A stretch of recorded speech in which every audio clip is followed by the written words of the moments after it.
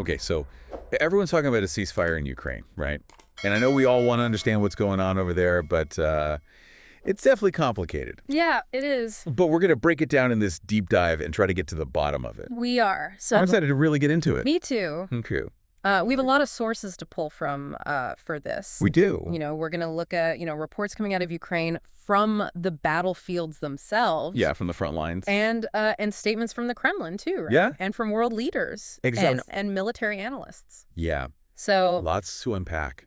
Absolutely. So let's just jump into it. Okay. This ceasefire, right? It's been proposed.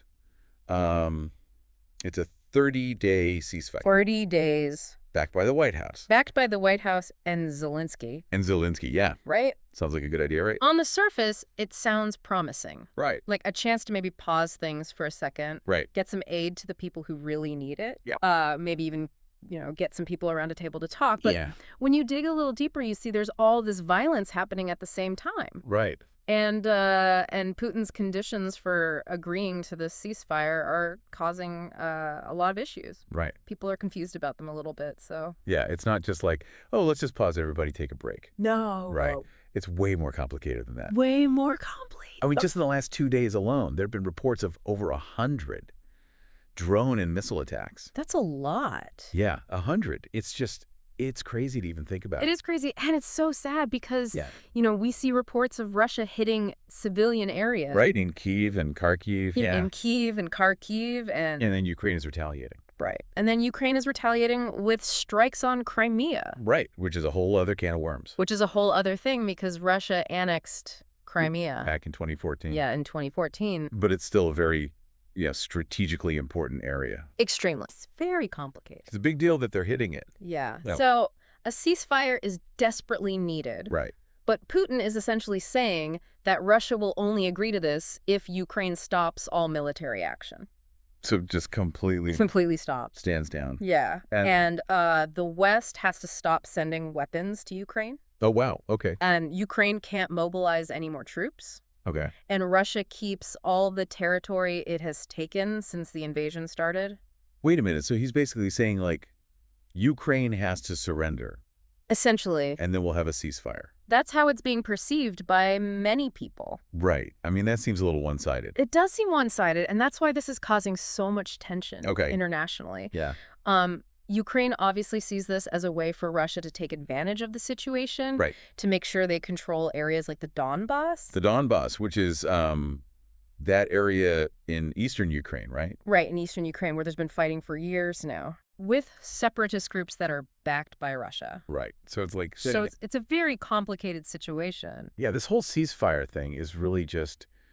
it's bringing up a lot of other questions. It's a symptom of a much larger issue. Right, exactly. It's like, okay, even if we solve this problem, what about all these other problems that it's bringing up? And it brings up some serious questions about international law as well. Right, because if this is how it works, then... Yeah, what does that mean for other conflicts? Right, exactly. If a country can just invade another country and then say, okay, we'll stop fighting if you let us keep all the land we took. Right, and then everyone just says, yeah, okay, sure. Then what's to stop other countries from trying to do the same thing? Right, and then it makes you wonder, like, is this even about Ukraine anymore, or is this about, like, a much bigger question? I think it's about both. Yeah. It's about the immediate situation in Ukraine, but it's also about... the future. What this means for the future of warfare and international relations. And the whole world is watching this unfold. The whole world is watching. Right, and everyone has a different opinion. Everyone has a different opinion. Like the U.S., NATO, the EU. They've all said no to Russia's demands. Right. They're like, no, this is not how this works. Not how it works. A ceasefire is not a way to just, like, get more land. Yeah, you can't just use a ceasefire to expand your territory. Right. And Emmanuel Macron. Oh, yeah, the French president. The French president. He had some things to say. He did. He's been really vocal about this. And he has actually threatened Russia with more sanctions. Oh. If they don't agree to a ceasefire without these conditions. Without the conditions. Yeah. Okay, so. And that's significant because. Yeah, because some of those sanctions would hurt Europe, too. Right. It's not like they wouldn't feel any pain from it. Yeah. So this is a big deal. It's a big deal that he's willing to do that. Yeah. Okay, so then what about China and India? What are they saying? Right, because they're big players on the world stage, too. Yeah. And they haven't always agreed with the West on how to handle this whole thing. Right. They've kind of charted their own course. Right. So Yeah. what are they saying about this ceasefire? Well, the good news is they're both calling for peace talks, Okay. which is a positive sign. Yeah. But they're also concerned about what happens if there is a temporary ceasefire. Right. What if it's just used as an opportunity for both sides to, rearm, Right. get more weapons, get more troops, We take a break and then start fighting again. right, just start fighting again. Yeah, so they're a little cautious, Yeah. especially China. Right, because they have those strong economic ties with Russia. Right, they have a lot of trade with Russia. Right, and they don't want to, completely cut off Russia. Right, they don't want to damage their own economy, but Right, they also don't want to look like they're supporting the invasion. right. It's a tough spot. It's a tricky situation for them. So it feels like the whole world is holding its breath, waiting to see what happens next. Yeah, the stakes are really high right now. But in the meantime, people are still dying. The fighting is continuing. And things could get a lot worse if they don't figure something out soon. That's the worry. And military analysts are saying that if there isn't a deal soon, we could see a huge escalation of the conflict. Huge. Like, what are we talking? I mean, some experts are even saying that Russia might resort to even more brutal tactics. Oh, wow. Which is a terrifying thought. Yeah, because we've already seen so much, destruction and death. Yeah, it's hard to even imagine what more brutal tactics would look like. Right. And to complicate matters even further, Zelensky has said over and over again that he's going to fight until every Russian soldier leaves Ukrainian territory. So even if we get this ceasefire, it might not be the end of the fighting. It might just be a pause. Yeah, it doesn't really solve the underlying problems. Right. And we could be looking at a long, drawn-out conflict. Right, a war that just goes on and on and on with no easy solution. Exactly. Okay, so what can we expect to see happen next? Well, there are some emergency talks planned Okay. in the coming days. Okay. And there are a few possible scenarios. Okay. One is that Russia surprises everybody and says, okay, we'll agree to an unconditional ceasefire. Okay. Let's talk. And then everyone's happy, right? Oh. Well, hopefully that leads to some productive negotiations. Right. But it's not guaranteed. Okay. Yeah. Another possibility is that they reject the ceasefire completely. Okay.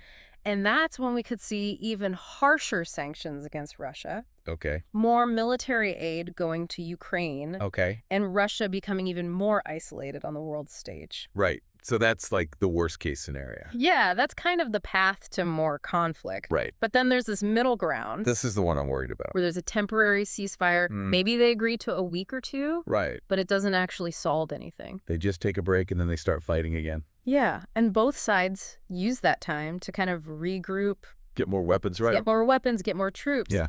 And then we're right back where we started. Right. So it's like we're at a fork in the road. Yeah, we're at a crossroads. And we don't know which path we're going to take. We don't. It's scary. It is. And I think it's important for everyone listening to think about this. Okay. Even if we do get a ceasefire, what's going to happen next? Right. I mean, these two sides don't trust each other at all. Right. And they both want very different things. Yeah. What would it actually take to get them to make peace? Right. Are they even capable of making peace at this point?